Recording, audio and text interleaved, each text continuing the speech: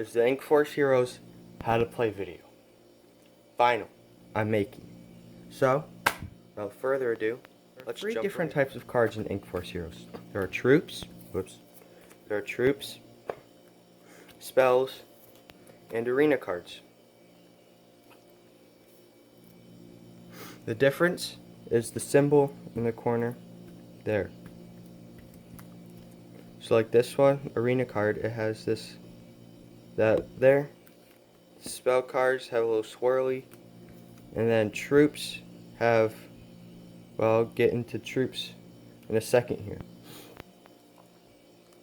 Troops have an art, the element, name, ink cost, ability, like your damage, which is right there, and HP.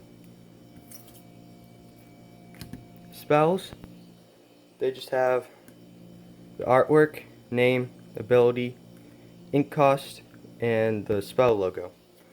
And then arena cards are the same thing as spells, except for the logo is different here, and they go on a different place on the game board. And then there are also fuse cards and upgrade cards. So these two types of cards, they go in a little separate deck, and they work like they had all these guys out, right? And then here you have. So let's say I want to upgrade Jane, the live axe, into Janes, the live axes. So in order to do that, you have to pay 2 ink, which you gain 4 every turn. And then I take the upgrade card and I place it on top of the card I'm upgrading it from. So now instead of Jane the live axe, it's Janes the live axes. Then for fuse cards, it costs 4 ink to do that. Then say I wanted to play Derp Force Death Wizard. I pay 4 ink. And I take these two, put it in my discard pile, and then play Derp Force Death Wizard. At this point in the video, you may be asking yourself, what is ink? He keeps talking about this stuff called ink, but what is it? So ink is the very substance that keeps troops alive. That's for a lore that I might do. And in ink you play spells with it too. In every single turn, you gain 4 ink. So let's say it's my turn. Alright. So if I'm going first, I'll draw 5 cards. 1, 2, 3, 4, 5. And then I would gain 4 ink. You can use whatever you want as ink. I just happen to use Lego bricks because I find they work the best. So, this is my hand here. Say I want to play HH Fighter here. So his ink cost is here, which is 4. So I would have to pay the 4 ink that I just gained to play him. And then let's say, and then let's just give myself 2 ink just for the sake of this example here. So the spell card spellbook here. It has an ink cost of 2, which is right there, the purple box in the corner. So in order to play this, I would have to pay 2 ink, and only for the sake of this video, I just gained 2 ink for just randomly, and I would play it. So spell cards go behind your troops, like this, kind of like in Yu-Gi-Oh! But I don't have an Ink Force Heroes mat, so that's why I'm using this one. So the layout looks a little something like this. You have 4 spaces here for spells. You have 4 spaces here for troops. You have your discard pile, which is here. When one of your troops is destroyed, you take it, place it upside down, and put it in your discard pile. And when one of your troops is destroyed, your opponent gains 1 ink. And then you have your deck, which is here. You have your upgrade and fuse cards. And then over here you have your arena card. Arena cards here, they affect the whole entire field. They're kind of like field spells if you've ever played Yu-Gi-Oh! Or with Pokemon, they're like stadium cards. Alright, so now I'm going to break down the different types of troops. There's upgrade troops. So upgrade troops, fuse troops, and then you have your normal, or then you have your creator troops, which there are only 2 of them, and they have a C in the corner right there. And then you have your normal ones. I already went over upgrade and fuse cards, so I'm not going to do that again. Creator troops here, they're just like your normal troops, except there's only 2 of them in existence. There might be more. There will only be more though if people decide that they want to make Ink Force Heroes 2, then I'll make a creator card of them.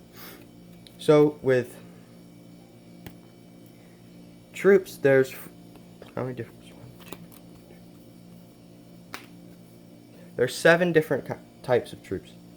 There's Storm, identified by the little lightning bolt cloud in the corner there. The Storm type is represented by Ice Meister. There's Flying, which has a little wing right there, represented by Flying Thingy. There's Earth, which has a little rock or whatever that is there. It's represented by First Spirit. Metal, which has 2 little pieces of metal there like that, represented by Jane the Lithe Axe. There's Death Knight, which has a little Death Knight, who's representing the magic type, has a little star, your little rhombus thing there that's purple. And there's Fighting, represented by HH Fighter. The fighting type is a fist. So in order to win a game of Ink Force Heroes, you have life points.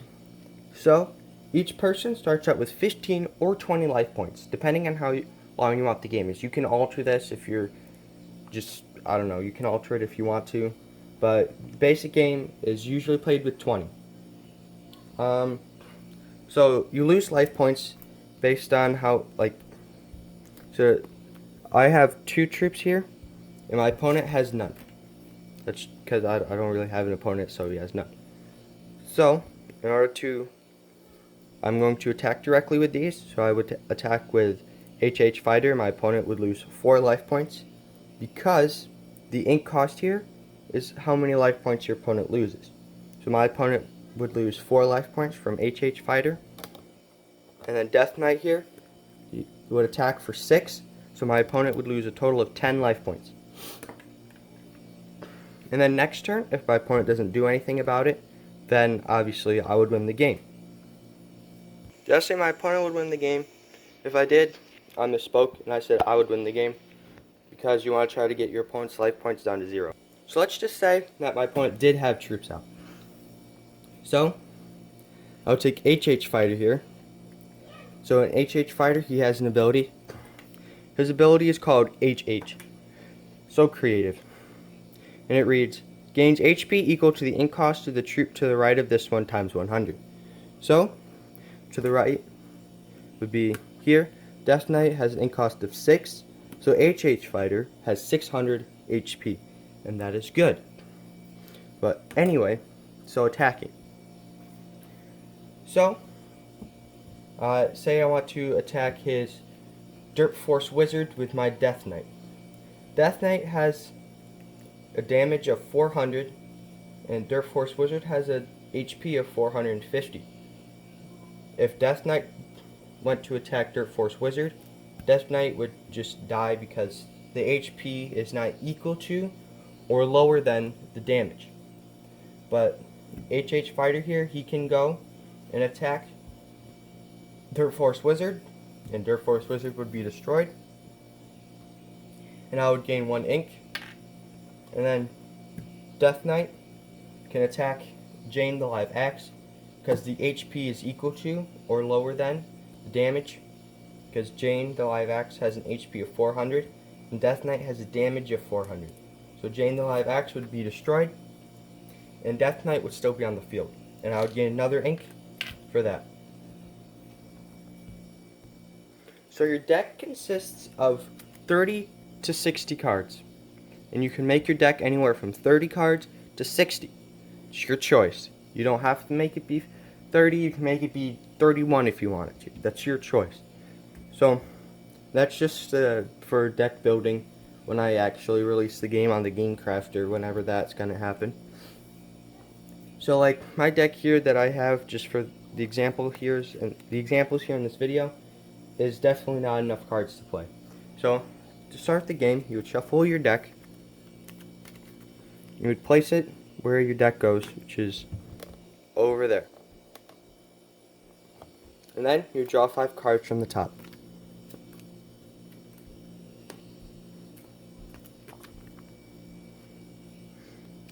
And I know I already went over this, but you would also gain 4 ink.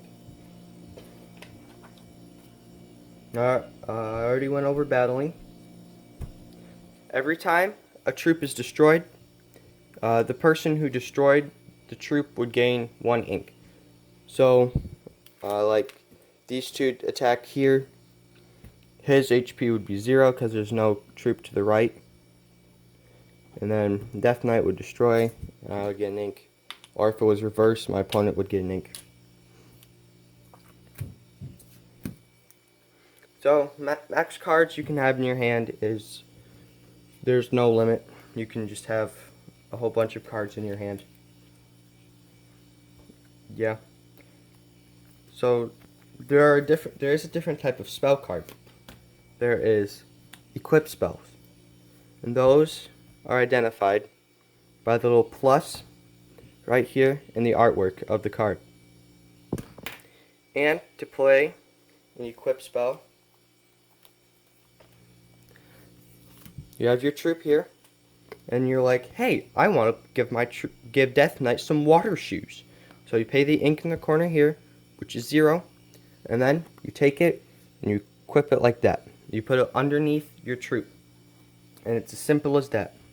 And then he would also gain the effects of the equip spell, which he's also now a storm card, and he would gain 200 HP, so that would put him at 700.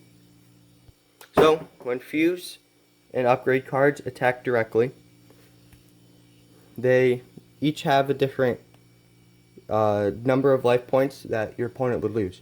So if you attack directly with any fuse card, your opponent would lose 4 life points because it costs 4 ink to play one of these. And then with upgrade cards, you can probably guess it would cost 2 ink because it costs 2 ink, or your opponent would lose 2 life points because it costs 2 ink to play one of these. And then like your basic cards or whatever. So like with these, if I attack directly, my opponent would lose 9 life points because each of these costs 9 ink to play. This one, my opponent would lose 2 life points. Then my opponent would lose 6, 4, and you probably get it by now. So you can play as many troops as you want to in your turn, as long as you have enough empty zones for your troops, and as long as you have enough ink. So, say I had all these troops in my hand, and I had 7 ink. You can't really see it, but I have 7 ink right here. I would pay 4 to play Jaime the Live Axe. So you just take your ink and put it in the ink bank. And you would play it. And then Ice Meister costs 2. So you take 2, put it in the bank. Then First Spirit here costs 1. Then Flying Thingy doesn't cost anything, so you can just play him for free. Max troops you can have out at a time is 4. Max spell cards you can have out at a time is 4 as well. 1 arena card. Your discard pile as many cards as gets destroyed. Your deck, I already went over that. And the max cards you can have in your upgrade and fuse deck, I don't have an official name for it. If you have any ideas, put it in the comments below. You can have as many as you want in there as well.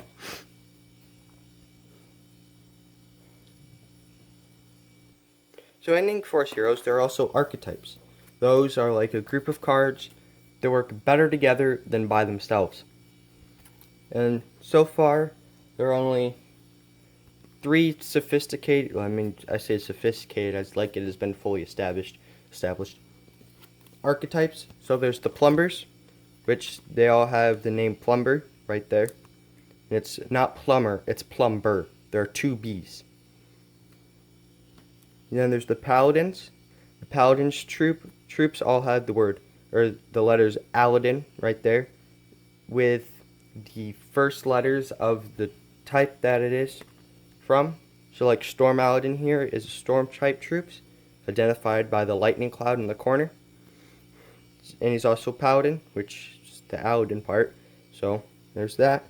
There's also the liquid archetype, and they're identified by the words the liquid. And also there are a whole bunch of animals that are made of water. So this is the section where I talk about random things that I forgot to already mention, like troops that have 2 types. Pretty much troops that have 2 types and so Jetpack Kid is also a flying and a metal troop, as identified by the wing and that whatever that is there, the line in the middle of it. So this is a flying and a metal troop. There can only be 1 arena card on the field at a time. So if I had Lightning Zone and my opponent wanted to play Magic Tower, then they would put their arena card in play, and mine would go to the discard pile. So with the discard pile, the reason that your cards go upside down like this is so you don't get confused with whatever cards you have in play. Then there's also something that I call the pit, and that's pretty much you take cards and you put them out of play. So if you have your discard pile here, you have your deck here, and the pit is there. And whenever you put a card in the pit, you put them face up next to your deck or your discard pile. It actually doesn't really matter, but they go face up off of your field that you're playing on. So another thing with fused cards is you have to have your troops out on the field in order to play your fused card. You can't have them in your hand here because that would not be good, well, for your opponent, because usually fused cards are strong. Like this one here is strong, if it would focus. And usually, so that's why you can't just take these, pay for ink, then there, and then play that, because that's not fair. So that's why you have to have them out first before you play them. And same with upgrade cards. It wouldn't make sense if you just had Jane the Live Axe in your hand and then randomly play Jane's Live Axes. That wouldn't make sense. That's why you have to upgrade them like that. So that's everything with the rules, I'm pretty sure. If I realize that I left something out, I'll make a rule update video explaining where I messed up. But that's all for this video, for the rules for my game. I've been meaning to make it for a while, but I just never got around to it for whatever reason. So now, ta-da, here it is. Be happy. So, Ink Force Heroes will be on the Game Crafter eventually. I say eventually because it's going to happen at some point in the future, but I just don't know when. I'll announce when that's going to happen. So that's all.